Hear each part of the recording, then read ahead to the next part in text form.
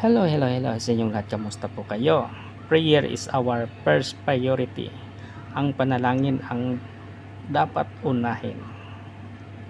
Hindi aksidente na ginagamit ni Apostol Pablo ang mga salitang first of all. Sa dami ng ministry activities ng isang simbahan, may worship service, evangelism, discipleship, at fellowship, pero ang panalangin ng pinakauna ay bakit? Hindi ito ang pundasyon ng lahat ng ginagawa natin. Walang panalangin, walang kapangyarihan. Madalas tayong nauuna sa pagkilos bago manalangin, pero ang paalala ng Diyos, prayer is not a last resort. It is our first weapon.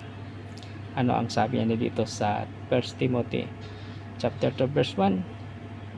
I urge them first of all that petition, prayer, intercession, and thanksgiving be made for all people.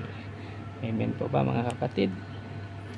Ingat lagi kung ano man ang ating ginagawa at ugaliin lagi nating manalangin sa ating Diyos. God bless us all. Thank you for watching.